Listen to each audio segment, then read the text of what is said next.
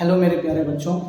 तो आज हम एक कुछ न्यू ही थीम स्टार्ट करने जा रहे हैं। कहने का मतलब है आज से सोचे हैं कि आज से रेगुलर क्लास आप लोगों को रहेगा। एक क्लास 8 का जो है ये हिंदी मीडियम का रहेगा और क्लास 8 का जितना भी टॉपिक है मैथ में जितना चैप्टर है उसका क्या बेसिक कॉन्सेप्ट है, हम ऑफलाइन क्लास में कैसे पढ़ाते हैं नहीं पढ़ाते हैं, क्या प्रॉब्लम है, पूरी तरीके से ऑनलाइन में रहेगा। एकदम 100% हर एक क्वेश्चन हर एक बेसिक कॉन्सेप्ट के साथ क्या रीज़न है, डाउट क्लास, मतलब पूरा तरीके से सोच लेना कि ऑनलाइन नहीं ऑफलाइन क्लास है और हम तो जैसे हैं वैसे ही रहेंगे। हम लोग का एक टॉपिक है क्लास 8 का पहला टॉपिक परिमेय संख्या, पूरे किताब को लेकर चलेंगे, ठीक है। तो जरूर इसमें सपोर्ट करते रहना, देखते हैं कि क्या होता है नहीं होता है, कैसे होता है, किस हिसाब से होता है। तो हम लोग का जैसे पहला टॉपिक क्या है, परिमेय संख्या, क्लास 8 का जो होता है ना। तो परिमेय संख्या टॉपिक यानी कि जो चैप्टर का नाम है अध्याय 1 में है। तो इसमें परिमेय संख्या को जानने से पहले हम लोग जानेंगे प्राकृतिक संख्या को। किसको जानेंगे? प्राकृतिक संख्या को जानेंगे। और किसको जानेंगे? पूर्ण संख्या को जानेंगे, ठीक है, पूर्णांक को जानेंगे और धनात्मक प्राकृतिक संख्या जानेंगे, ऋणात्मक प्राकृतिक संख्या जानेंगे। इस पे क्या होता है, किस हिसाब से होता है, क्या नहीं होता है। धनात्मक प्राकृतिक संख्या क्या होता है, फिर ऋणात्मक प्राकृतिक संख्या, ऋणात्मक प्राकृतिक संख्या, और हम लोग बाकी जो जो इस टॉपिक में होगा उस सारे को समझेंगे। तो सबसे पहले देखो, परिमेय संख्या को जानने से पहले प्राकृतिक संख्या को समझो। तुम्हारा बुक में ये डेफिनेशन लिखा हुआ है, ये जो देखो उसको लिख लेना। क्या लिख लेना? प्राकृतिक संख्या क्या होता है, पूर्ण संख्या क्या होता है, पूर्णांक क्या होता है, और परिमेय संख्या को तो हम बोलेंगे ही। जैसे देख लो बाबू, प्राकृतिक संख्या लिखा हुआ है, प्राकृतिक संख्या देखो हम तो उसको बोल दिए क्या लिखा हुआ है, प्राकृतिक संख्या यानी कि गणन संख्याओं को प्राकृतिक संख्या कहते हैं। गणन संख्याओं को प्राकृतिक संख्या कहते हैं। गणन संख्या को प्राकृतिक संख्या कहते हैं, कहने का मतलब जो गिनती की संख्या होता है। तो गिनती की संख्या किसका से स्टार्ट होता है? 1 2 3 4 5 6 7 8 9 10, यानी कि 1 से लेकर अनंत तक, 1 से जो हम लोग स्टार्ट करते हैं वो क्या होता है, प्राकृतिक संख्या होता है। 1 से लेकर जहां तक हम लोग गिन पाएंगे वो क्या होगा, प्राकृतिक संख्या होगा। अब घर में काम चल रहा है, थोड़ा आवाज, चलो जो भी हो। प्राकृतिक संख्या यानी कि 1 से स्टार्ट होता है गणन की संख्या। अगर गणन की संख्या में यानी कि प्राकृतिक संख्या में शून्य को मिला दें तो ये पूर्ण संख्या हो जाता है। क्या हो जाता है? पूर्ण संख्या हो जाता है। यानी कि शून्य के साथ मिलकर प्राकृतिक संख्याओं के संग्रह को पूर्ण संख्या कहते हैं।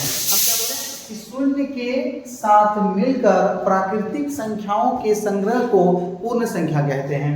अब बस इतना ही अंतर है पूर्ण संख्या में और पूर्ण संख्या में क्या होता है। देखो ये प्राकृतिक संख्या 1 2 3 4 5 6 7 8 9 10 स्टार्ट हो जहां तक होगा बाबू। पूर्ण संख्या में क्या होता है ना, बस 0 जुड़ जाता है। यानी कि शून्य के साथ प्राकृतिक संख्याओं को अगर संग्रह मतलब होता है मिलाना, अगर मिला दिए बाबू 3 4 5 फिर हो गया 6 7 8 9 10, तो ये क्या हो जाता है, पूर्ण संख्या हो जाता है। अब पूर्ण संख्या के में अगर ऋणात्मक प्राकृतिक संख्या को मिला दें तो क्या हो जाएगा बाबू, पूर्णांक हो जाएगा। यानी कि ऋणात्मक संख्याओं के साथ पूर्ण संख्याओं के संग्रह को पूर्णांक कहते हैं। क्या बोले हम कि ऋणात्मक संख्या, ऋणात्मक प्राकृतिक संख्या क्या होता है, तो धनात्मक प्राकृतिक संख्या का मतलब क्या हो गया, 1 2 3 4 5 6, ये सब क्या होता है धनात्मक। ऋणात्मक प्राकृतिक संख्या क्या होता है, 1 -1 -2 -3 -4 -5 -6, फिर कितना होगा -7 बढ़ता हुआ चला जाएगा, मतलब घटते हुए चला जाएगा। इसके बाद देखो अब हम जैसे क्या बोले कि प्राकृतिक संख्या तो हम बता दिए, प्राकृतिक संख्या 1 2 3 4 5 6 7 8 9 10 चला गया। इसके साथ अगर शून्य को मिला देते हैं तो ये पूर्ण संख्या हो जाता है। अब पूर्णांक में क्या होता है, उसमें ऋणात्मक संख्या यानी कि ये सभी जो संख्याएं हैं इन सब को अगर हम पूर्ण संख्या में संग्रह कर दें तो ये पूर्णांक हो जाता है। यानी कि -1 फिर -2 इधर क्या होगा -3 -4 फिर -5 डॉट डॉट डॉट इधर बढ़ता होगा। यानी कि हम इस तरीके से लिखे क्योंकि इसकी हम रीजन अभी बता रहे हैं कि हम इस तरीके से क्यों लिखे हैं। यानी कि बाबू ध्यान से समझो कि 1 से स्टार्ट करने पर वो प्राकृतिक संख्या हो गया, शून्य से अगर स्टार्ट करें अनंत तक तो पूर्ण संख्या हो गया।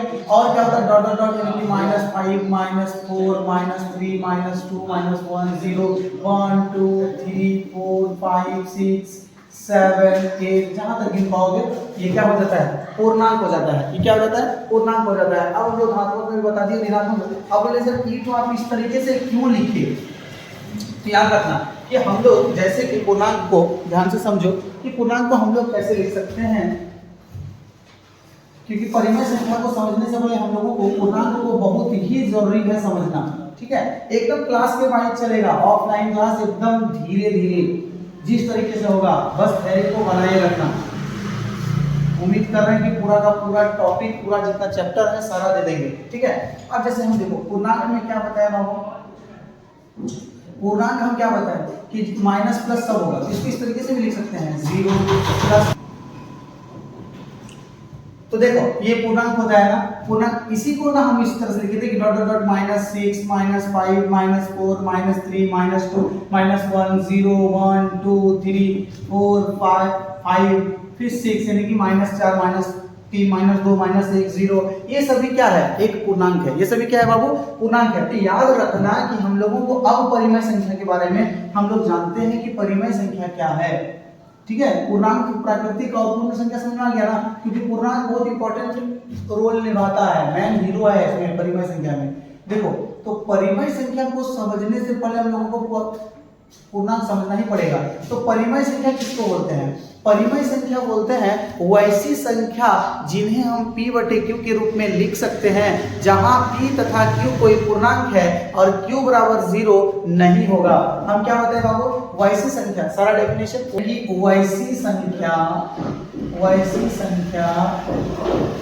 जिसे हम p/q के रूप में लिख सकते हैं जहां p तथा q दोनों पूर्णांक हो, p तथा q दोनों पूर्णांक हो और q बराबर 0 ना हो। इसका मतलब समझो बाबू, ध्यान से समझो। जैसे ये देखो 3/4, देखो ये p/q के रूप में तो आ गया, p/q के रूप में आया ना, एकदम ये कंडीशन पहला का सेटिस्फाइड हो गया। दूसरा कंडीशन क्या बोल रहा है, p और q दोनों क्या होना चाहिए, पूर्णांक होना चाहिए। तो 3 भी पूर्णांक है, 4 भी पूर्णांक है।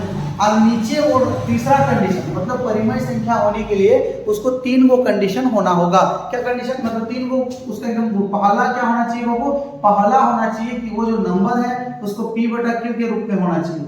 दूसरा रूल क्या होना चाहिए, p और q दोनों पूर्णांक होना चाहिए। क्या होना चाहिए बाबू, दोनों पूर्णांक होना चाहिए। और तीसरा रूल बाबू कि q बराबर 0 नहीं होना चाहिए, q बराबर 0 नहीं होना चाहिए। यानी कि सीधी तौर पर अगर हम लोग अपने भाषा में समझे तो नीचे का नंबर 0 नहीं होना चाहिए। ठीक है, अब बात को समझो, ये हम क्या बताया और किस हिसाब से बताया। यानी कि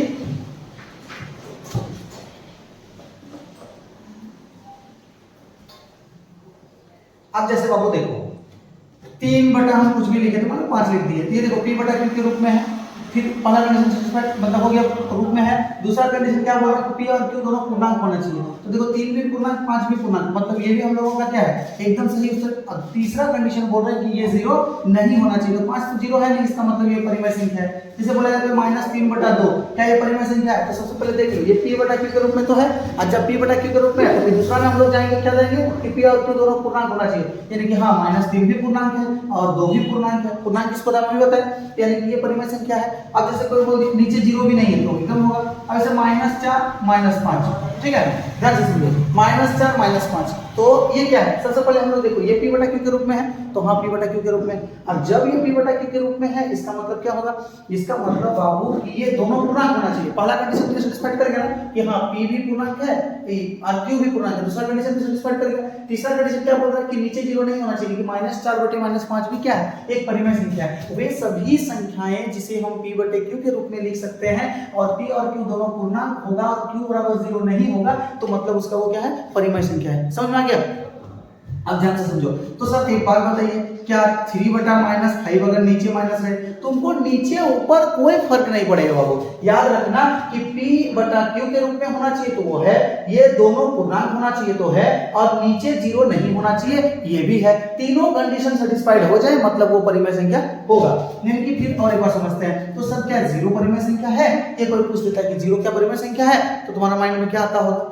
अगर हाँ तो कोई दिक्कत नहीं, और नहीं तो देखो जीरो के नीचे जब कुछ नहीं तो बाबू कितना 1, देखो ये p के रूप बटा q के रूप में तो आ गया, जीरो भी पूर्णांक है 1 भी पूर्णांक है, तो सर जीरो नहीं होना चाहिए, तो जीरो बाबू कौन नहीं होना चाहिए, q नहीं होना चाहिए, हमको p से कोई मतलब नहीं है। तो देखो पहला कंडीशन p बटा q के रूप में है, ये भी पूर्णांक ये भी पूर्णांक, दूसरा कंडीशन भी है, तीसरा कंडीशन नीचे जीरो नहीं होना चाहिए, नहीं है, बाकी कुछ भी, यानी कि जीरो भी एक परिमेय संख्या है, जीरो भी एक परिमेय, अब 0/5 तो क्या ये परिमेय संख्या नहीं है, नीचे कुछ भी हमको क्या फर्क पड़ता है जीरो। लेकिन अगर बोल दे बाबू कि 5/0 क्या परिमेय संख्या है, तो बोलेंगे नहीं, क्यों, देखो ये p बटा q के रूप में है, ये भी पूर्णांक है, लेकिन नीचे जीरो नहीं होना चाहिए, ये तीसरा कंडीशन को सेटिस्फाइड नहीं कर रहा है, जिसके कारण ये परिमेय संख्या नहीं होगा। समझ में आया बात को, एकदम आसान तरीके से हम लोग अब समझते हैं, एकदम इतना गारंटी के साथ है कि अगर हम लोग रेगुलर क्लास को मेंटेन कर पाए, करने का कोशिश तो हम पूरा करेंगे, जिसको भी अच्छा लगे वो बोलते रहना, क्योंकि अब हम शुरुआत किए हैं तो उसको करेंगे जरूर। बाकी का सारा वीडियो जैसे हम चैप्टर वाइज डाले हैं, अब हम सोचे हैं कि पूरे बुक को बड़े अच्छे ढंग से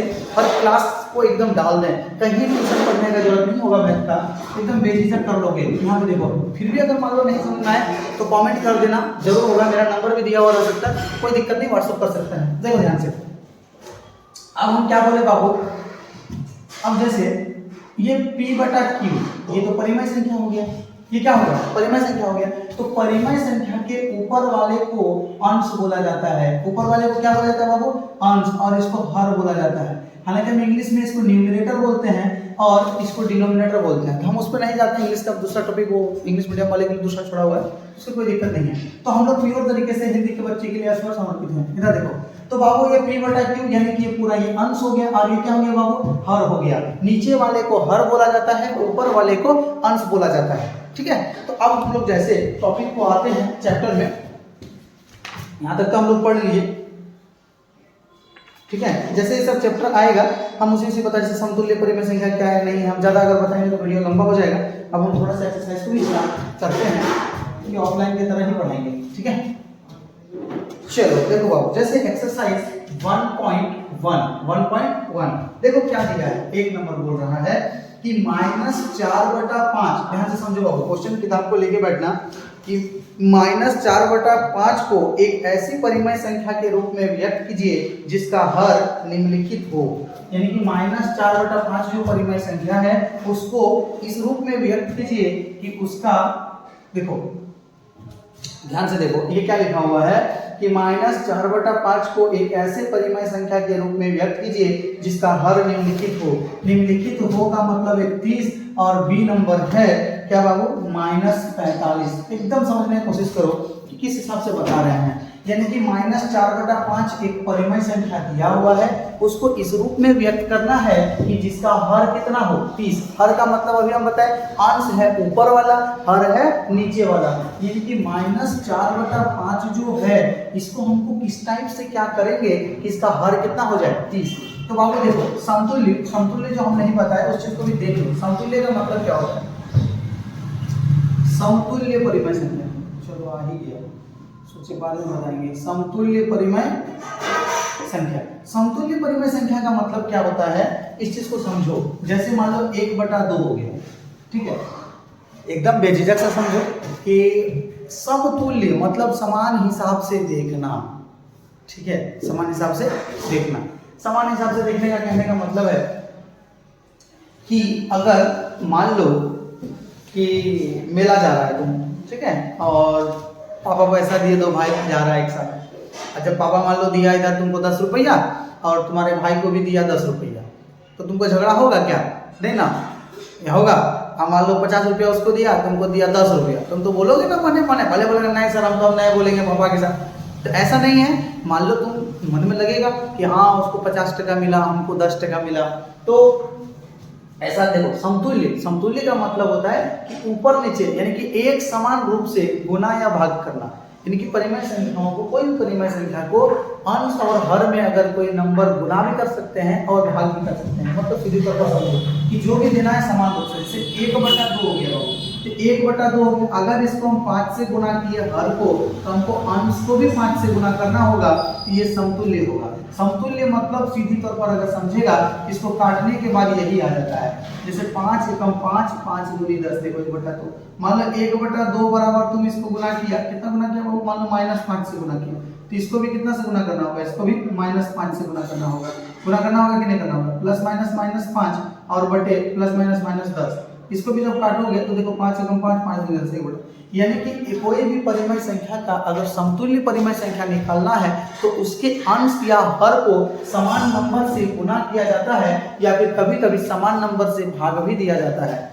समान नंबर से गुना भी कर सकते हैं या समान नंबर से भाग भी दे सकते हैं, तो वो समतुल्य परिमेय संख्या कहलाता है। जैसे देखो ध्यान से, अब हम लोग कुछ क्वेश्चन पे आते हैं।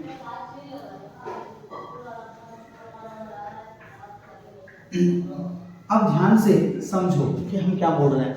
जैसे बाबू -4/5, हमको हर को बनाना है कितना, 3, तो -4/5 हो गया। 5 को हम कितना से गुना करेंगे जो 30 हो जाए। 5 को हम कितना से गुना करेंगे, हमारे साथ कैसे जाएंगे, तो 30 को भागा दो 5 से, 5 6 30, यानी कि ये जो बचा हमको इसी से गुना करना पड़ेगा। यानी कि यहाँ पे 6 से गुना कर दो, यहाँ भी किस, यहाँ भी कोई जानता भी होगा 5 6 30। तो देखो माइनस प्लस -6 गुना 4, तो -24 और बटे कितना हो गया बाबू, 6 पंचे 30, ठीक है, 6 पंचे 30, तो ये -24/30 हो गया। ये हो गया इसका आंसर। चलो आगे बी नंबर क्या बोल रहा है, बी नंबर बोल रहा है -45 हो, यानी कि -4/5 लिखेंगे और -4/5, 5 को कितना से गुना करेंगे कि 45 -45 आ जाए। तो 5 को देखो, माइनस को 5 को 45 से भगा दो, नहीं सकेंगे तो 5 9 कितना हो गया, 45 हो गया। यानी कि 9, तो 9 नहीं बाबू, यहाँ पे तुमको माइनस लाना है, तो -9 से गुना कर दो। कितना से गुना कर दिया, -9। तो देखो माइनस प्लस 9 4 36 प्लस माइनस -5 9 45, यानी कि सीधी तौर पर अगर समझा जाए तो 36/-45 के रूप में हम लोग इसको व्यक्त किए। अब देखो दूसरा नंबर क्वेश्चन को आते हैं और किस हिसाब से बनाते हैं। एकदम क्लास वाइज बोले ना कि पूरे टॉपिक जितना भी है क्लास 8 का चैप्टर, और तुम लोगों को कहीं ट्यूशन पढ़ने का जरूरत नहीं होगा। और तुम एक बार बोल दिए कि छोड़ेंगे तो छोड़ेंगे, ठीक है, बस रेगुलर बने रहना, और ताकि बाद में पता चल जाए। खैर हम बोलेंगे नहीं, जो भी करना है मन होगा तो कर लेना इसको सब्सक्राइब, ताकि तुम्हारे हिसाब से पता चलते रहे और लगे कि नहीं अभी कुछ दिन देखेंगे, कुछ दिन के बाद करना, जैसे इच्छा हो, उसके लिए कोई दिक्कत नहीं।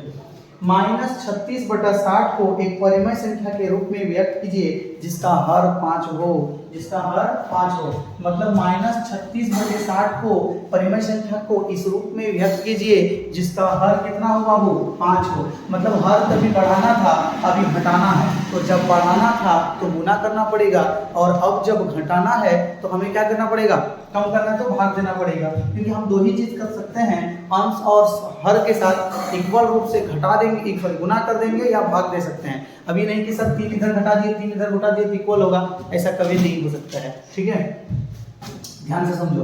अब -36/60 हो गया बाबू, तो -36 है, यहाँ पे 60 है, तो सर 5 लाने के लिए हम कैसे जानेंगे कि कितना से भाग देना होगा, तो नहीं समझ में आता है मेरे भाई, तो 5 से भागा दे दो।